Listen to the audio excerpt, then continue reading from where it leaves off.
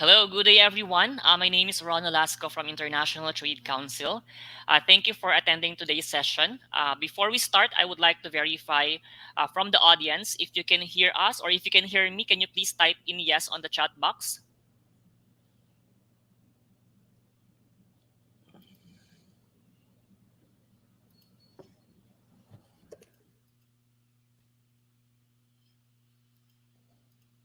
Okay, and can you see my presentation, our presentation? You see the PowerPoint. Okay, perfect. Okay, thank you so much for your response. Um, so for today's educational session, before we start about the formal presentation, I will just make a quick announcement. So for everyone who are not yet a member of International Trade Council, you'll get a free membership after this, and in the next 7 days, you'll get certificate of participation for attending today's educational session. So our session for today is about understanding UAE corporate tax. The learning outcomes for this educational session is we will understand the fundamentals of corporate taxation in the United Arab Emirates, discover practical tips and strategies for tax compliance and reporting, explore the applicable tax rates, exemption, and incentive for businesses in mainland free zone, understand how businesses in UAE free zones enjoy special tax benefits. So our esteemed speakers for today are Shital Sani, partner for MI Capital Services, Pratik Toniswal, partner for MI Capital Services, and Karishma Suwarnakar, tax manager of MI Capital Services. They will do the presentation now. If you have any question, please feel free to type in your question to the chat box or on the Q&A tab of this platform, and then they will answer the questions after the presentation. So without any further ado, I'll just give the floor to our STEAM speakers. Go ahead, Shital. Yeah, thank you very much, Ron. And first of all, thanks to ITC for providing us with this opportunity, and very good morning from Dubai to all the participants. Before I delve into the details as far as the corporate tax in UAE is concerned, UAE is amongst the last few remaining countries who are introducing corporate tax. The announcement for corporate tax was made in 2021. UAE is signatory to OECD GMT framework, which is the global minimum tax framework. And because of being a signatory, UAE is coming up with number of reforms, particularly in relation to direct tax as well as indirect tax. Indirect taxes were introduced in UAE in the name of VAT in 2018. In 2021, the announcement was made to introduce corporate tax for the first time ever in UAE, and and the in April 2022, the ministry, the FTA, came up with a draft discussion document inviting views and comments from the stakeholders, including professionals, business houses, and all, on the relevant provisions or the key provisions that they intend to put in the corporate tax. By 9th of December 2022, UAE came up with the law. It's called UAE Corporate Tax Law, and this law is relatively very simple. It's a 60-page law. However, a lot of around 200 instances in the law, they have put that things will be clarified in due course. So although the law was introduced, but but lot of clarifications the law they have left, during the course of the time they have clarified it. The law is effective from 1st of June 2023, already effective. However, a lot of these clarifications kept on coming from 9th of December till 1st of June 2023, and still a lot of clarifications are coming. However, I would say almost 90-95% of the areas are clarified in this particular for this particular law. There are still few things which remains to be clarified, but largely it is clarified. We as a team have been playing the role of educating the business houses in UAE, as well as UAE is a global destination, which a lot of foreign companies are also in UAE, as well as all, during 2021 to 2023 we have seen a great surge of new companies wanting to set up in UAE. So we're trying to be the agent of the change that is happening in this part of the world. We as a firm provide spectrum of services and tax technology apart from other areas of finance, corporate finance, audit, and other areas. We are a team of about 35 professionals, of which 10 are chartered accountants or CFA charter holders.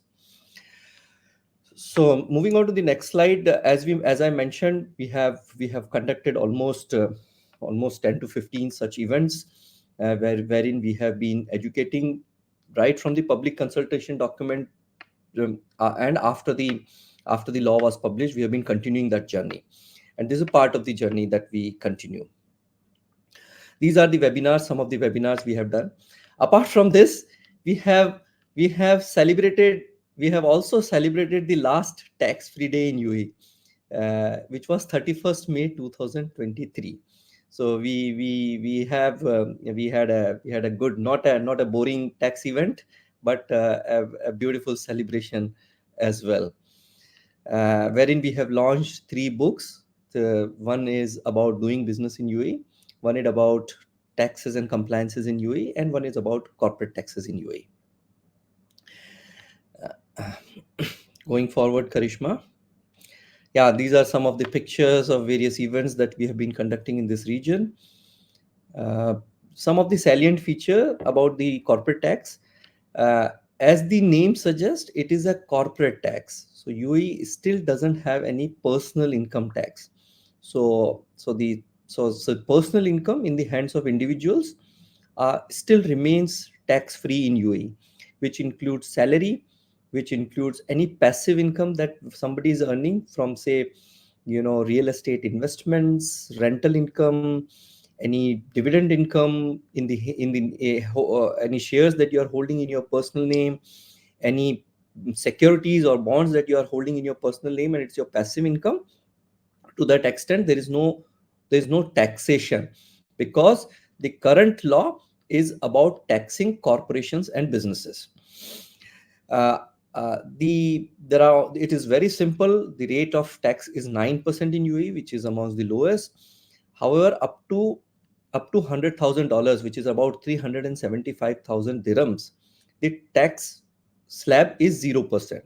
Over and above 375,000 dirhams, the tax rate is 9%. So if a business is earning income up to 375,000 dirhams, they still need to register for taxation, but the tax slab is 0%. Over and above 375,000 dirham, which is $100,000, the tax rate will be 9%.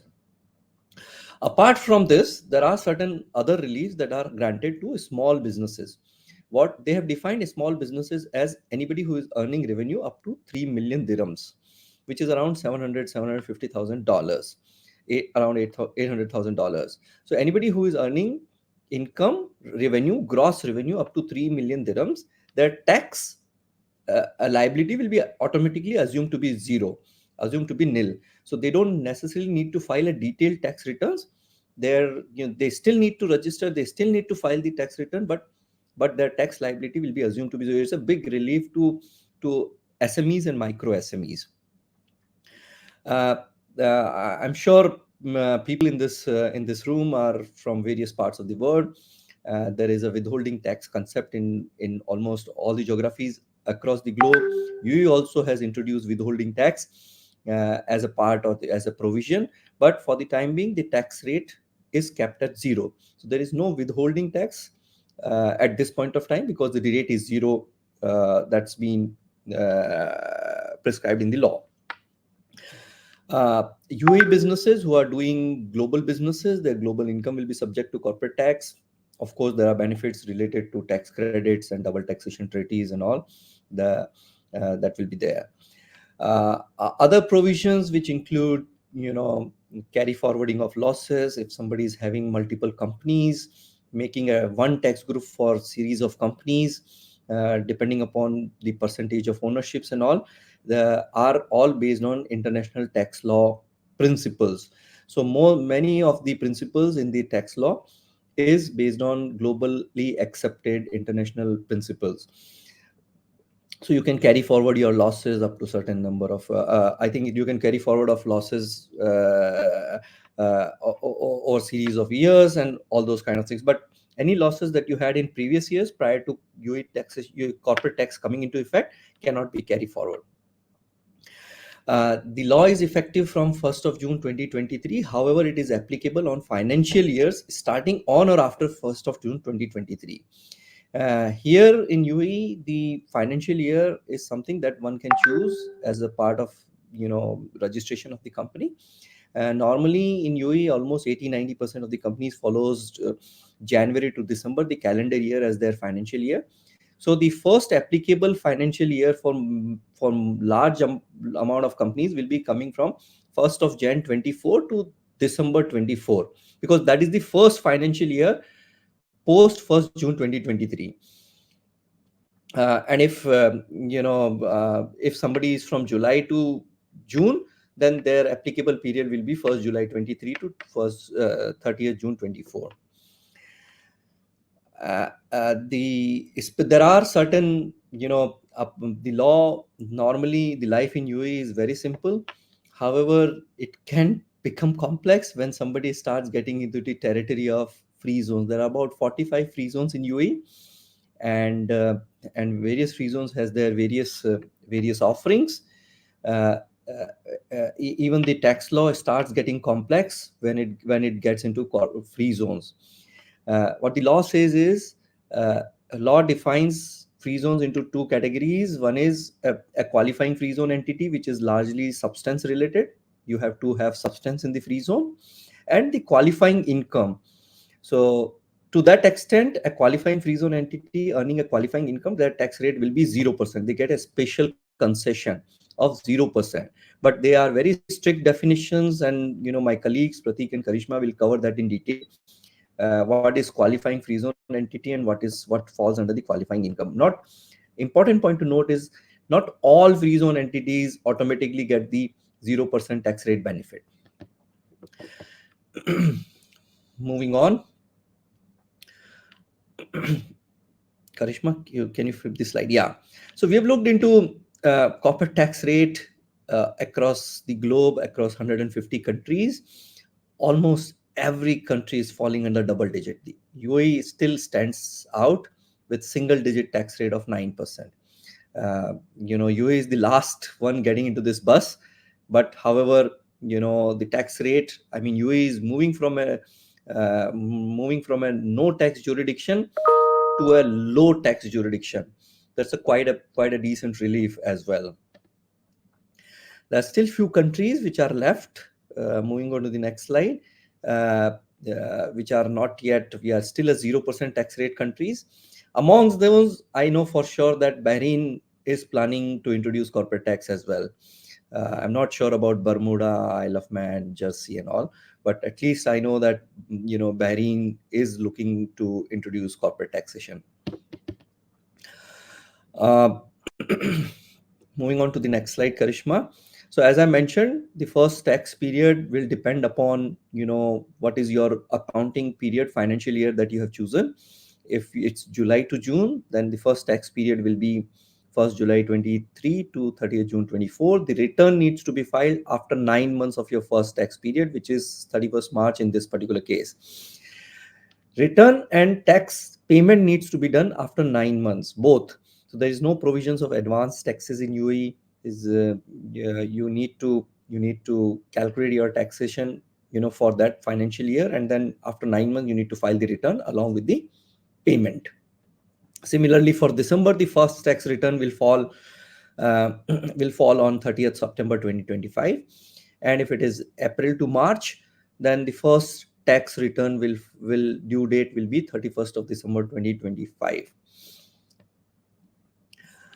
Moving on to the next slide, Karishma, as I mentioned, up to on 375,000 dirhams, 0% rate, over and above 375,000 dirhams, 9% rate.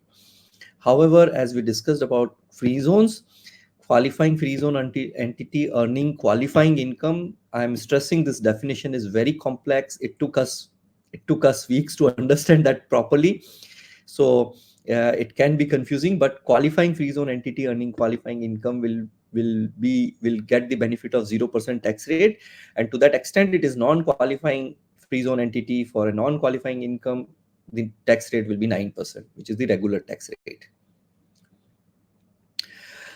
Uh, So that's all from my side as a broad overview. So I pass on to my colleague Karishma to cover certain relevant provisions in little more detail. Thank you. Thank you, sir.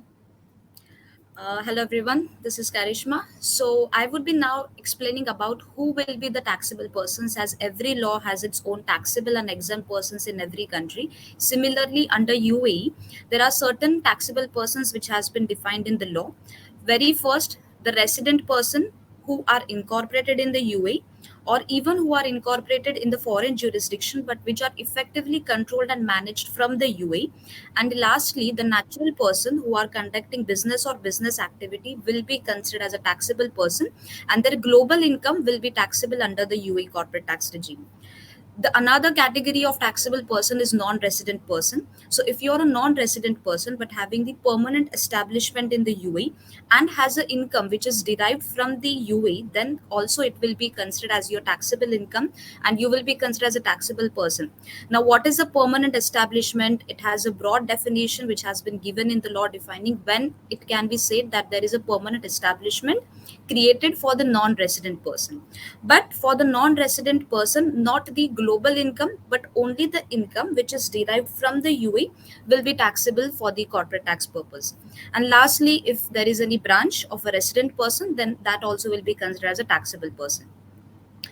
Now, uh, as explained that every law has its taxable persons category and exempt person category. Similarly, the UA corporate tax law has defined certain exempt persons category, which includes the government entity, the government controlled entity, or any person who are engaged in extractive or non-extractive business, qualifying business entity, qualifying investment fund, public pension fund. There are certain conditions definitely that these needs to follow to get the exemption, but mostly these are the exempt categories of person which has been defined at present. In future, if they want, they can have the exempt persons category can be defined again by the authorities. Moving on to another important concept which has been given in the law, that if you're a small business, the UAE has majority of the small business entities which have been working over, which have been conducting their business in the country.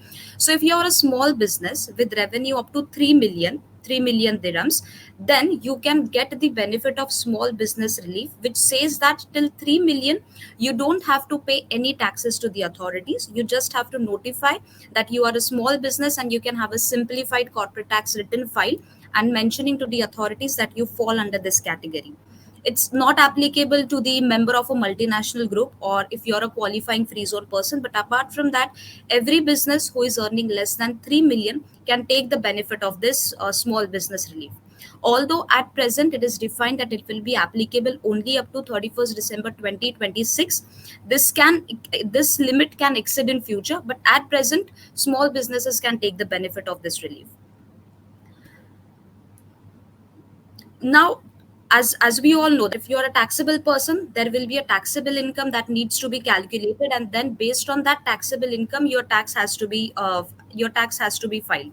So taxable income has been defined under the law, stating that your accounting net profit or loss which is derived as per the IFRS will be treated as your taxable income. Of course, there will be certain adjustments that will be required, and these adjustments, I don't want to go into the depth analysis of each and every adjustment, but yeah, these are the adjustment, like if there are any exempt income, if there is an intra-group transfers, if there are deductions which are not allowable, certain adjustments with related parties, tax losses, all of these adjustments can be done while calculating your taxable income. uh, Now, as there is a taxable income, there is an exempt income. So certain classes of income has been kept exempt from the corporate tax purview, and the most important category of exempt income is dividend and other profit distributions. So if you're earning dividend from your holding subsidiary, or you're earning from another UAE company, which is either the mainland company or the free zone company, or even if you're earning dividend or profit distributions from foreign company, there are certain conditions. When you're earning income from the foreign companies, then that dividend income would be treated as exempt income. Apart from that, if you're a non-resident person and you're operating or leasing aircraft or ships used in international transportation, that also will be treated as an exempt income. And lastly, the capital gains. But there are certain classes of capital gains which have been kept taxable. Apart from that, capital gains in the hands of an individual would be an exempt income. Coming to the another important category which says about the deductible and the non-deductible expenses. So if you are a business, as I explained earlier, that while calculating your taxable income you have to make certain adjustments. So as a business, any expenses that you're incurring for your business purposes will be treated as a deductible expense. But if you're incurring anything which is not related to your business, or which is of your personal nature, or which is derived for your exempt income, or which is not anywhere related to your primary business activities, then that expenses would not be allowed as a deduction while calculating your taxable income. Apart from that, any donations, bribes, fines, penalties, or any taxes that you have paid, or any amount that you have withdrawn as an individual capacity for yourself would not be allowed as a deduction. The important category which has been defined in the law very specifically is about the entertainment expenditure. In UAE, wining and dining expenses have been a majority expense head for many of the businesses. So the law has restricted this expenses up to 50% of the actual expenditure that any business might incur. So all these are the categories of a deductible and non-deductible expenditure, which you have to make sure to understand while calculating your taxable income and paying the corporate taxes. The another important category of the deductible expenditure is about the interest expenditure. So, huge businesses, or the majority of the businesses, do take loans or have any banking facilities that they have taken for the businesses for getting it running. But the law has specified that any of these interest expenditure would be restricted only up to 30% of your adjusted EBITDA. But if that interest expenditure is less than 12 million dirhams, then there's no restriction. Then 100% of those interest expenditure would be allowed as a deduction while calculating your taxable income. And the remainder, when and whatever is the remainder expenditure of this interest expense, that can be carried forward up to 10 tax periods. And apart from that, if there is any interest expenditure that has been obtained from a related party for a dividend distribution or for acquisition to another related party, so anything which is related to your related party's interest, that won't be allowed while calculating your taxable income for the corporate tax purpose.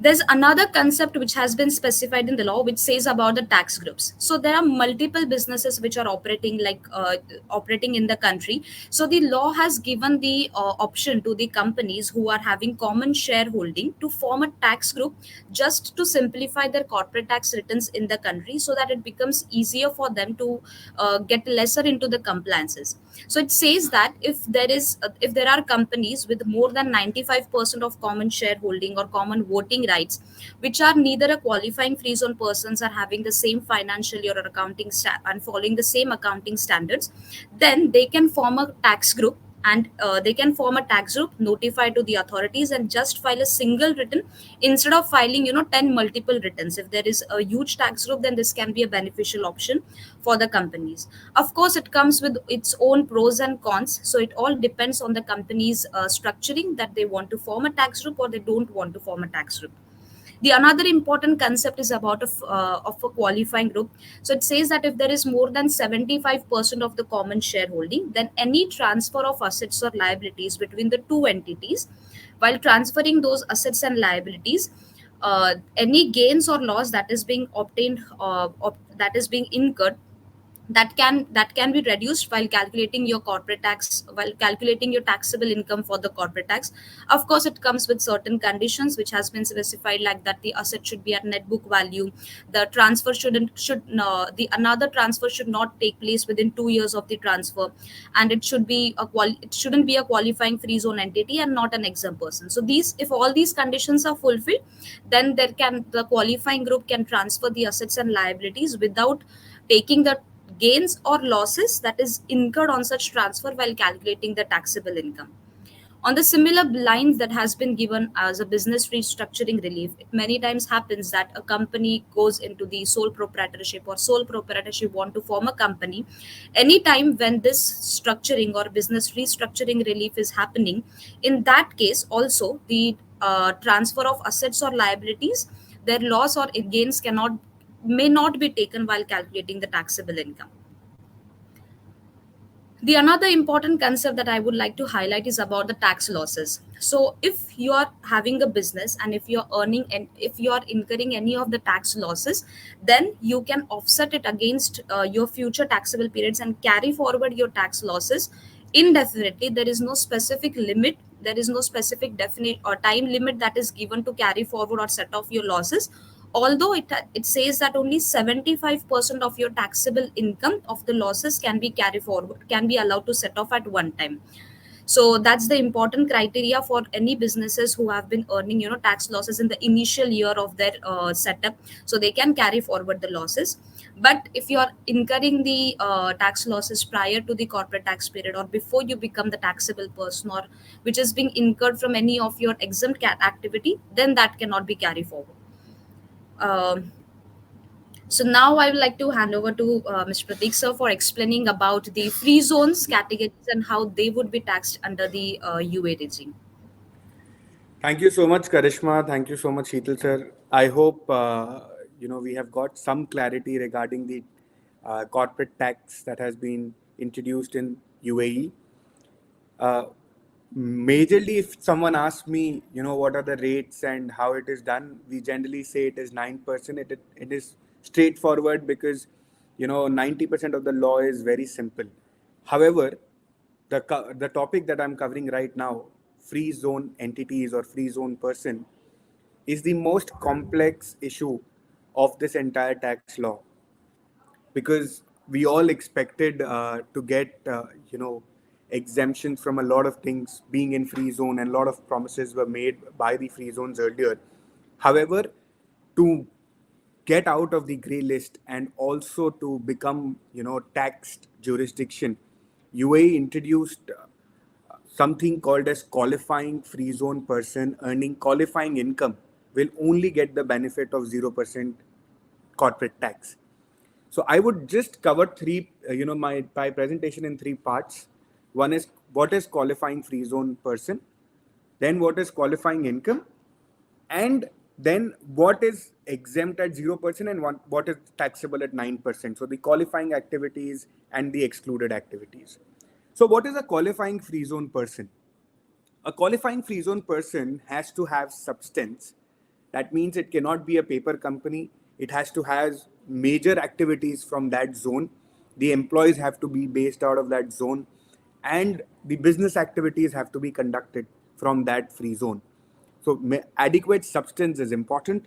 So earlier, a lot of companies had virtual offices. Now, probably it is recommended that we have a physical office that creates substance. It should derive only and only qualifying income, which I will cover what falls part of the qualifying income.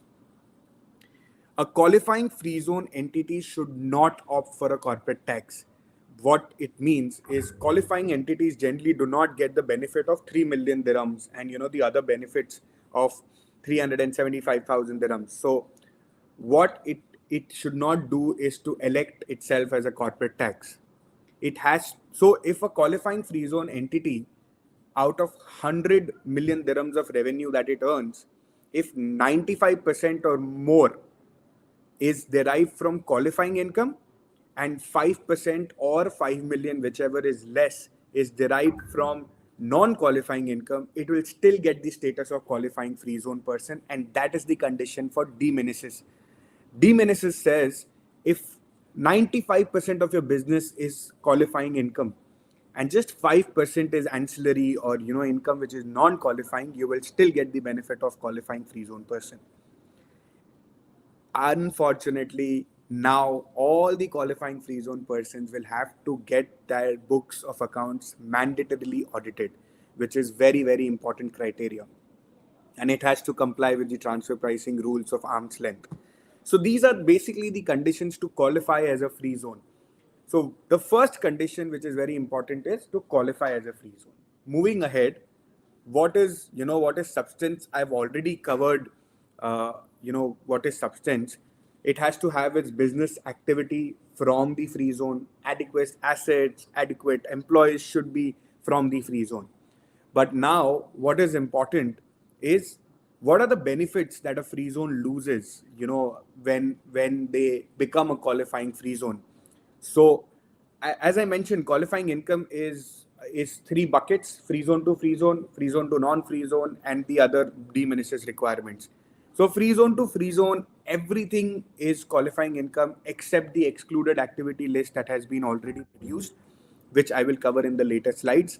And free zone to non-free zone, everything is taxable except the qualifying activities which has been defined. So it's very clear, if it is a qualifying activity from a free zone, it will be 0%. If it is an excluded activity, it will be a 9%. But free zone to free zone, everything else should qualify. So moving ahead, the benefits that, sorry, the losses, right? Okay, so we are covering losses that qualifying free zone gets from opting as a qualifying free zone entity and then deriving qualifying activities. It will not be able to carry forward the losses. It that sorry, it will not be able to get the benefit of small business relief, and hence you need to take care that there are some options or losses that you get when you qualify as a free zone. So, what are the qualifying activities that has been defined by the law? Qualifying activities are manufacturing and processing of goods or material. So, if you're manufacturing, you qualify and you are eligible for 0% corporate tax. Holding of shares and securities, headquarter treasury and financing services, fund management services, logistics services. The main important part is distribution of goods and material in or from a designated free zone entity. So, majorly, if you're in the business of distribution of goods or material, and it is for resale, or sale from the other zones, then you have to have your entity registered in a designated free zone and not a normal free zone. What do you mean by designated free zones? Are generally, fenced areas through which customs apply. So it is very critical to understand that though manufacturing income is qualifying income, however, distribution income will only qualify if it is in a designated free zone. So these are the preliminary 9 activities which has been listed as qualifying activities. Now, moving ahead, what are the excluded activities? So, as I said, free zone providing qualifying activity and earning qualifying income 0%. Free zone providing excluded activities will be taxed at 9%. So, what are these excluded activities? Banking activities, finance leasing activities, insurance activities, ownership of exploration of immovable properties, except a commercial property owned in a free zone, transactions with natural persons. So if it is a B2C, it will be taxable. Ownership of exploitation of IP rights. So majorly all of these are excluded activities, and anything that you do from these activities will be taxable. Also, if it is any apart from this, if you do anything, for example, marketing activities, consulting activities, as it is not a qualifying activity, it will be a part of excluded activities. So even a consulting firm now will be taxable on a larger basis. So 9% tax will be applied. So moving ahead, Karishma, can we go to, yeah. So diminishes requirement, as I have already explained, diminishes requirement says that if your 95% of the revenue comes from qualifying income or qualifying activities, then it'll be taxed at 0%. The limit to this is 5 million dirhams. So if your entire group turnover is 150 million dirhams, and if you have 7.5 million dirhams as your non-qualifying revenue, then probably you will be dissatisfying the diminishes requirement and hence be liable to 9%. So it has to be either 5% of the revenue or 5 million dirhams, whichever is lower. Revenues from immovable property located in free zone will obviously be not be included, and then the total revenue is all revenues, excluded activities, and non-qualifying activities. So moving ahead to just a synopsis of what we have said, free zone to free zone, all income, except excluded activities will be 0%. To a non-free zone person, qualifying activities 0%, all others 9%. To a natural percent 9%, which is individuals. Natural persons are generally individuals and customers, which is B2C. Income from free zone, so earned by domestic foreign PE, again 9%. There's a one interesting part. So commercial property in the free zone which you are located, then only 0%, otherwise it will be 9%. Non-commercial property is 9%, and any other sourced income, if it is apart from qualifying income, will be at 9%. So this is the gist of what the free zones will be taxed at. I'll be happy to answer the questions. I think Sheetal sir is taking care of that in the chat box. I'll move on to the presentation, which is again a very important rule of transfer pricing. And it says that all the transactions that we do between the related parties or the connected person have to be at arm's length. Yes, there are lot of methods, 5 methods which have been defined how to calculate that arm's length, but we can also choose any other industry standard method for defining the arm's length principle. Related party definition is very, very wide. It includes till fourth generation. So it is, your even your uncles and aunts will be covered. It is a very, very vast definition. For judicial person, company with controlling ownership of 50% or more will be covered.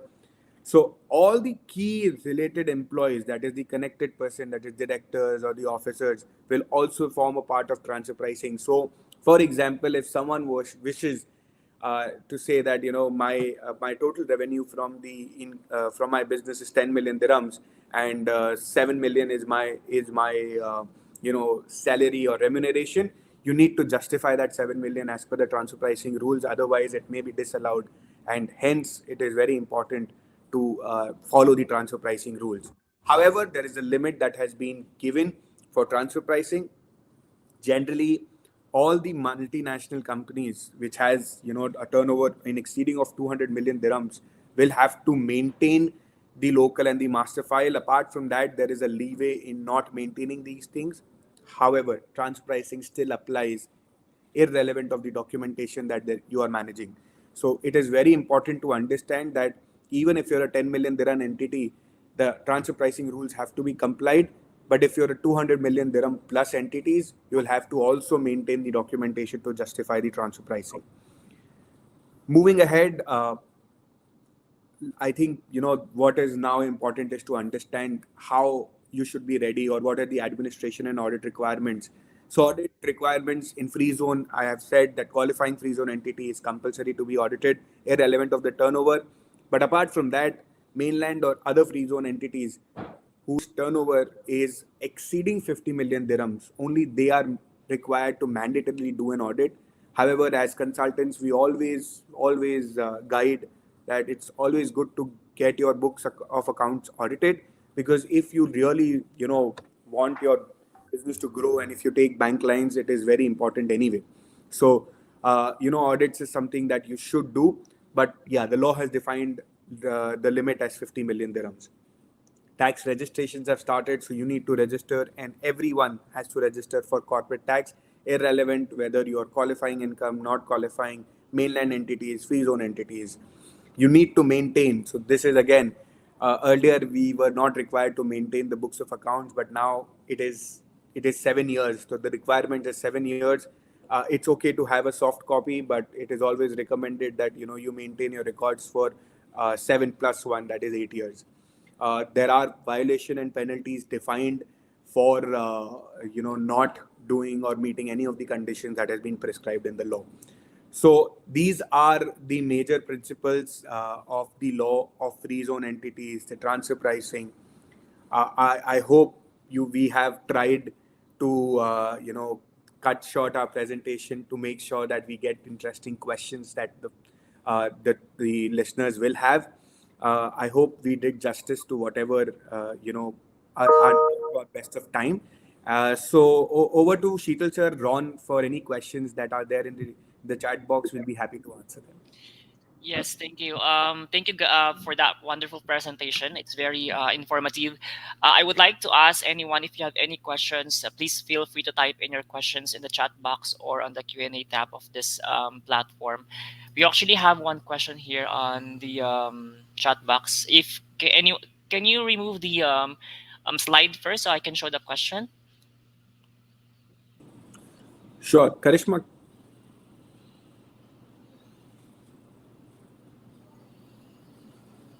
Yeah, Yeah, yeah, I'll take it. just stop sharing this slide so Stop I can. sharing this. Yeah. Stop Thank sharing you. this slide. Yeah, perfect. Yeah.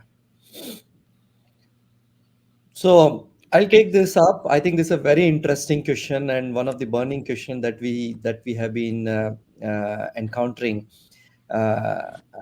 Yigit Akin is You get. asking this Yeah. that we are a trading company in DMCC.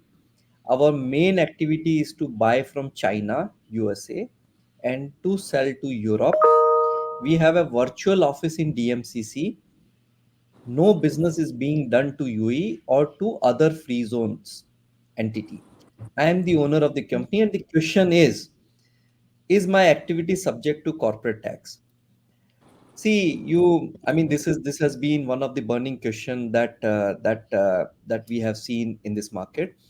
Uh, the way they have defined is, first and foremost, you need to check whether your entity is called as a qualifying, can get into this definition of qualifying entity or not, which is largely the substance element, whether you have enough adequate assets, adequate employees, adequate expenditure. If you are subject to, if you are a qualifying entity, then you need to pass the test of qualifying income. Unfortunately, for DMCC entity, because DMCC is not a designated free zone, the only activity which relates to trading activity which falls under qualifying activity is any trading or supply of goods done in and out of designated free zone will be falling under the definition of qualifying activity. Since DMCC is not a designated free zone, unfortunately, any third port shipment, which is buying from country X and selling to country Y, nothing goods doesn't touch even UAE, that falls under, that doesn't fall under the qualifying income category because it is not a designated free zone. This has also been clarified by FTA in their public consultation document, which was published, which I think very lately in June or July they published this, and it has also been clarified. So the answer, is unfortunately your income, which is the trading income, because being a DMCC entity, will be subject to corporate tax. And the second follow-on question that we have from Yagnit again is that, if so, what is the salary ceiling that I can pay to myself? Again, this is a question that everyone is asking in UAE, because UAE is a very unique country today, wherein there is no tax on individuals while there is a tax on companies. uh, you can certainly pay salary to yourself, that's not a problem. However however there has to be an arm's length principle to this, as Pratik in his one of his slides presented, that every entity is subject to transfer pricing mechanism or arm's length principle they have to follow. So you have to justify your salary, whatever salary that you are paying to yourself. It has to pass through that OECD transfer pricing guidelines. One of the interesting thing is, the law here is 60 pages, but OECD transfer pricing guidelines are about 780 pages, quite complex. So to what extent you will be able to claim the salary benefit has to be analyzed, and has to pass through that test. I mean, of course, there is also a provision which is GAR, General Anti-Abuse Regulation, which prevents you from doing any financial engineering, in order to avoid paying taxes, which is reasonably you have to pay. So you cannot do any any weird financial engineering to pay to sweep all your profits from your company as a salary. You have to benchmark it in a right fashion. Hope this answers this question. Moving Yep. on to the next question. I think it's from Michael. Yep. uh, a person owning several sole proprietorship companies of different activities, can he file all of them jointly, and if so, when? Before 30th 9 2024. See, a person owning several proprietorship companies under different activities unfortunately cannot file one tax return for all.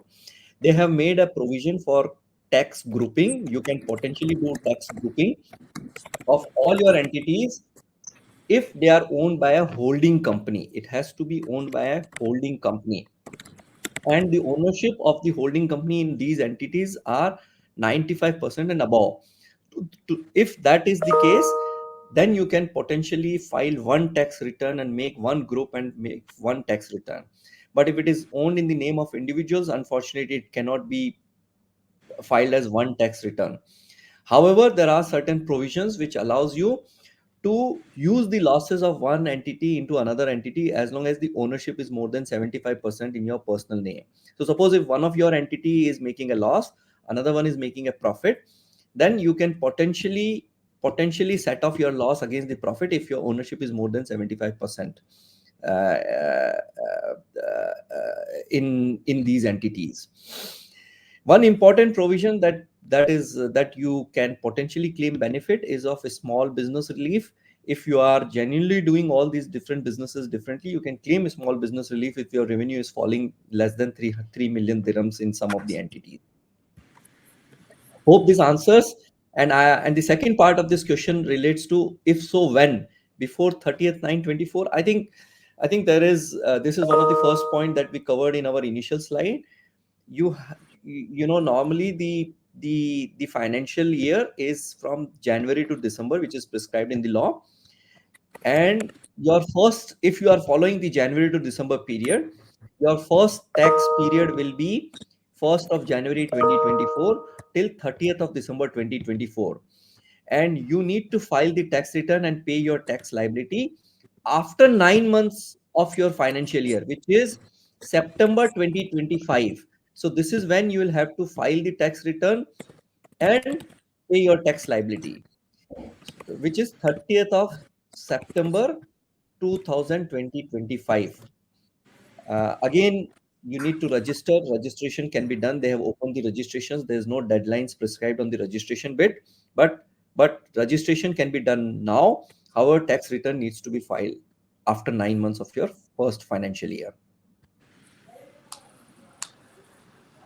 So we have a series of questions from Mr. Salman. I actually showed us the question on the stage right now, the first one. Okay. I'm writing to seek clarification on current status of double taxation agreement between UAE and Eastern Europe countries with a specific focus on Estonia. So I am not currently aware of the detailed provisions of the this particular DTA, but Mr. Alexandro, we will be able to I'll be able to guide you separately if you have any specific query related to this.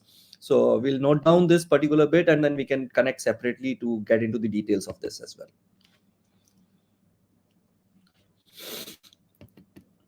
Yeah, so I think we are getting back to the same thing, Estonia UAE double taxation treaty, and we'll get to that. We'll take it separately because it's very specific. Okay. So in regards to that, Mr. Solomon, please feel free to reach out to them directly. I think can someone type in your email address in the chat box so Mr. Solomon can email you directly for another set of meeting possibly. Yeah, there is one question Mr. Solomon has asked. Yep, go Are ahead. there are there any incentives or benefits available to foreign company like ourselves investing in UAE real estate market? See, when it comes to UAE investing in UAE real estate, you have to buy UAE real estate through a UAE entity if you are doing it through through a corporate entity, or you can buy it in your individual name. As long as these real estates are bought in individual name, you are not subject to corporate tax, as we discussed at the onset. This is a tax on corporations, it is not the tax on individuals. However, if these real estates are held in the name of a UAE entity, unfortunately most of these, the income from these real estate, both the rental income as well as any capital gains that you make, will be subject to corporate tax. The only exception to that is if the real estate is in free zone and the income is earning from a free zone entity, to that extent that may get qualified as a qualifying income and will be subject to 0% tax rate. All other real estate, be it any building or any commercial or residential space that you own in UAE, will be subject to corporate tax. Okay, so let's move on. There you go, from Dr. Anjani Kumar. Is there any difference between services and goods for UAE corporate tax exemption? Please clear. I think Pratik, you have been writing an article on this for KT. Maybe you are the best person to take this particular question. So, thank you so much, sir. So, recently, we published an article on this as well. So, when you go or read the UAE corporate tax, uh, whatever is covered in the qualifying activities is regarding the goods and services is unfortunately out of the gambit, and therefore what we understand, and unfortunately all the service activities like consulting, marketing, technology, and any export of services also will be under the gambit of taxation and subject to 9% corporate tax. So yeah, there is a difference when it comes to services and goods. Goods, whether trading will probably in designated free zone can get that benefit, and manufacturing, yes, they get a benefit, but services unfortunately do not get the benefit of exemption.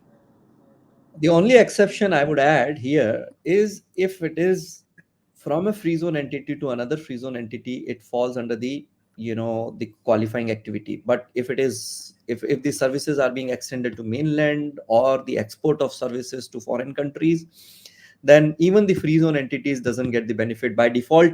All mainland entities are subject to corporate tax. They don't get the benefit of 0% tax rate anyway. So services largely is coming under the under the corporate tax ambit, as Pratik mentioned. All right, thank you so much. We still have 8 minutes. If do you have any other questions, just please feel free to type in your questions now. However, again, for those very specific questions, I would recommend to please feel free to reach out to them directly, and they could definitely help you out.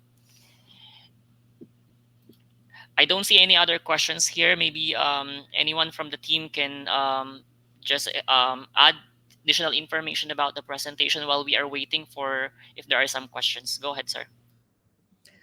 Now, I would only want to add here is, although the law is effective from 1st of June 2023, however, one particular provision of the law was effective 15 days after it was published, which was 9th of December 2022. The law was published. One provision of the law is effective after 15 days, which is 24th of December 2022, which is General Anti-Abuse Regulation. So if you do any changes in your corporate structures or your structures in your companies or whatever, to in order to avoid the taxation, then the tax authorities can go back and reverse those things and make you pay the taxes for this, for that engineering that one may try to do. So all I would say is that the tax rate in UAE 9% is a steal deal, in a sense that it is the lowest amongst the global peers. And I mean, there are a lot of benefits that are there for free zone entities, but those benefits, you need to understand it well. And there are lot of reliefs for small businesses as well. You need to understand in order to be able to claim those reliefs for small businesses. And will be very happy and glad to have one-on-one sessions for any specific queries that you may have, and guide appropriately on that. uh, okay, We I have, think there's one. Yeah. yeah, go ahead, sir. Yeah, there's one questions. Yeah, Michael is asking, would the payment for charities be considered as deductibles as long as they are one of the listed charities, the charities which are to public benefit entities or so, they can be claimed.